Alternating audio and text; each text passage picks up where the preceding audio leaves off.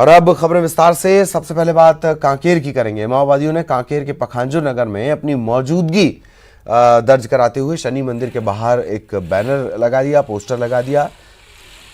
नक्सलियों ने बॉक्स लगाकर एक रिकॉर्डिंग भी छोड़ी है। इसमें 28 जुलाई से लेकर 3 अगस्त तक नक्सली सप्ताह मनाने की बात कही गई है। पखांजूर कापसी मुख्य मार्ग पर नक्सली बैनर और रिकॉर्डिंग डिवाइस लगने से लोगों में दहशत है। आपको बता दें कि माओवादियों ने 28 जुलाई से 3 अगस्त तक शहीदी सप्ताह मनाने का फरमान जारी कर दिया है।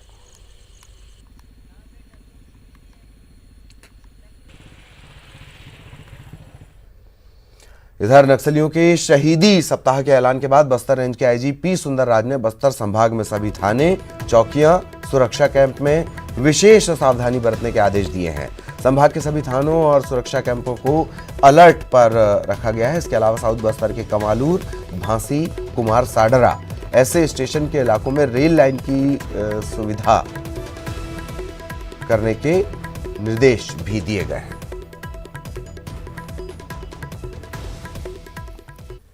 करके कोई स्थापना दिवस इस टाइप का इवेंट में नक्सली द्वारा किसी न किसी प्रकार की कोई अप्रिय घटना का अंजाम देने की कोशिश की जाती है। इसी को ध्यान में रखते हुए हमारा लगातार area domination, ambush, road opening, demining इस टाइप का लगातार कार्रवाई भी जारी है। अभी बीजापुर में एक काफ़ी बड़ा एक आईडी भी रिकवर किए गए थे और सुकमा जिला में भी आईडीज का रिकवरी किए गए थे और लगातार हमारे इलाके में जो और सीमावर्ती क्षेत्र में भी ऑपरेशंस जारी है। और नक्सली का इस प्रकार के विनाशकारी में पूर्व में भी उनका एक मोडस ऑपरेंडी रहा।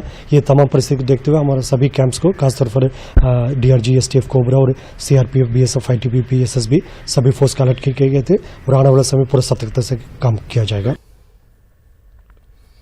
और लोगों के मन से माओवादियों का खौफ खत्म करने और नक्सल प्रभावित इलाकों में तैनात जवानों का हौसला बढ़ाने के मकसद से आईजी सुंदरराज बाइक पर सवार होकर नक्सल प्रभावित इलाकों का दौरा करते रहे।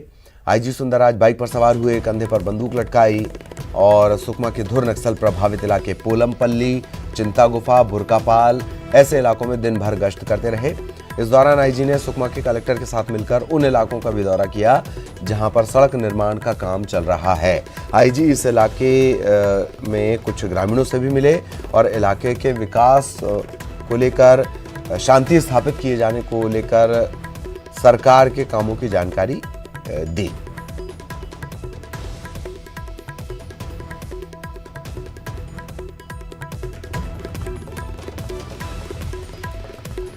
और सहयोगी विनोद इस वक्त हमारे साथ जुड़े हुए हैं।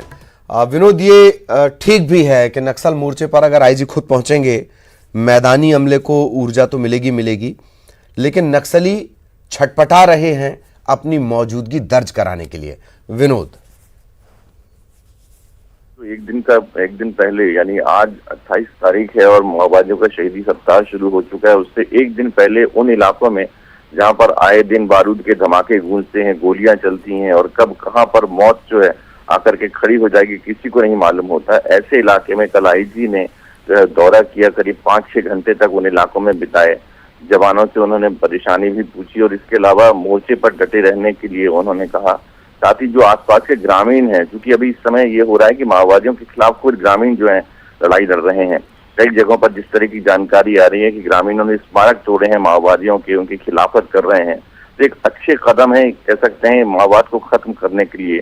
और आशंका ये भी है सुरक्षा एजेंसियों को कि जब ग्रामीण अब उतर आए हैं आमने सामने की लड़ाई लड़ने के लिए, तो कहीं ना कहीं माओवादी बौखलाहट में कोई कदम उठा सकते हैं नुकसान पहुंचाने के लिए। इस वजह से आईजी ने ये कल दौरा किया, जवानों की हौसला अफजाई की और इसके साथ ग्रामीणों से ये मिले कि बेखौफ रहें ग्रामीण और दो हाथ कर सकते हैं।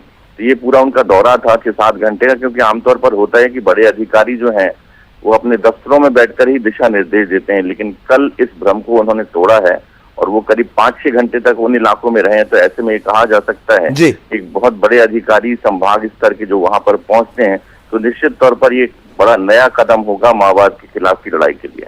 जी, बहुत बहुत शुक्रिया विनोद इस तमाम जानकारी के लिए। सहयोगी विनोद हमारे साथ जुड़े हुए थे।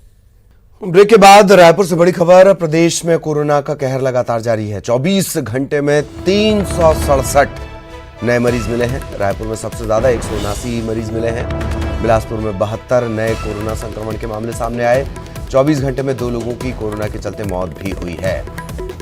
हालांकि 24 घंटे में ही 228 मरीज डिस्चार्ज भी हुए हैं। फिलहाल एक्टिव मरीजों की संख्या 2763 और कुल संक्रमण का आंकड़ा 7980 तक पहुंच चुका है। अब तक 45 लोगों की जान जा चुकी है कोरोना के चलते।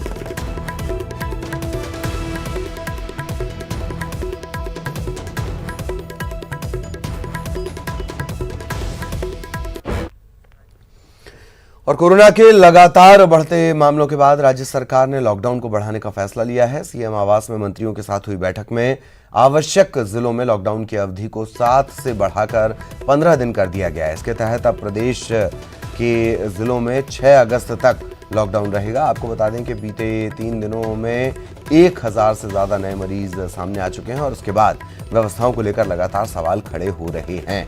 लॉकडाउन की अवधि बढ़ाए जाने की जानकारी देते हुए मंत्री रविंद्र चौबे ने कहा कि संक्रमण चेन को तोड़ने के लिए लॉकडाउन बेहद जरूरी है।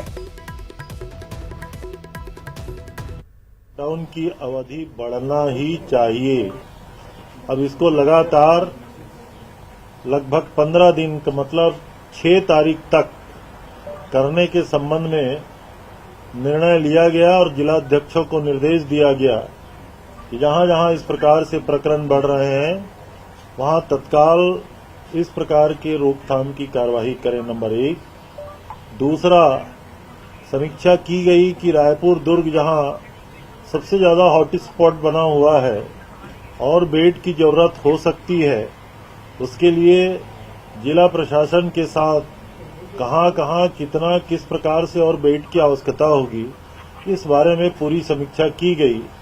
और मुख्य रूप से लॉकडाउन की अवधि बीच में अगर समाप्त कर दी जाएगी तो स्प्रेड का जो संख्या है वो बढ़ते जा रहा है। उसके कारण इसको आवश्यकता महसूस किया और आज की बैठक का ये सबसे महत्वपूर्ण और पहला निर्णय था। इधर लॉकडाउन बढ़ाने को लेकर पूर्व मंत्री बृजमोहन अग्रवाल ने सरकार पर निशाना साधा। अग्रवाल ने कहा कि लॉकडाउन समस्या का हल नहीं है, सरकार को जमीन पर काम करने की जरूरत है। जिस गंभीरता से काम करना चाहिए उतनी गंभीरता से काम नहीं कर रही है। लॉकडाउन कोई इसका सॉल्यूशन नहीं है। इसके लिए अस्पतालों में बेड की व्यवस्था, प्राइवेट अस्पतालों को अलाउ करना, सैंपलिंग को बहुत ज्यादा बढ़ाना, प्राइवेट हॉस्पिटल्स, प्राइवेट धर्मशालाएं, प्राइवेट होटल्स, उनको भी सेंटर बनाना और प्राइवेट डॉक्टरों को, नर्सेस को, इनको हायर करना और उनके लिए सुविधा देना। ये संक्रमण भी कहीं न कहीं बढ़ रहा है तो उसका सबसे बड़ा कारण सरकार की लापरवाही है। अभी जिस तरीके से बेड की आवश्यकता है, हम लोग महसूस कर रहे हैं कि संक्रमण का जो संख्या है उसके लिहाज से अभी 1 सप्ताह के आसपास शासकीय बेड की पूर्ति हम कर पाएंगे लगातार, और हम उसकी व्यवस्था बढ़ाते जा रहे हैं और करते जा रहे हैं। कोई निश्चित आज हमारे पास 3000 बेड है तो कल 3000 की ही जरूरत होगी, ऐसा नहीं है। मरीजों की संख्या के मुताबिक बेड का बढ़ाने का काम भी लगातार जारी है। और जहां तक डॉक्टरों और एएनएम और टेक्नीशियन की आप बात कर रहे हैं, मेन पावर की, कुल मिला के स्पष्ट रूप से शासन ने भी निर्देश दिया है और कलेक्टरों को भी इस बात का निर्देश दिया है कि जरूरत पड़े तो डीएमएफ फंड का भी उपयोग कर सकते हैं।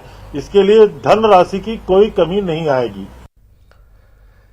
सहयोगी देवव्रत इस वक्त आपको नजर आ रहे होंगे। देवव्रत, नेताओं की बयानबाजी और तेजी से बढ़ते आंकड़े, बेहद गंभीर स्थिति। देवव्रत। जी बिल्कुल, क्योंकि स्थितियां गंभीर हैं और इसीलिए लॉकडाउन को बढ़ाया गया है। पहले 1 हफ्ते का लॉकडाउन था जिसे बढ़ाकर अब 6 अगस्त तक कर दिया गया है।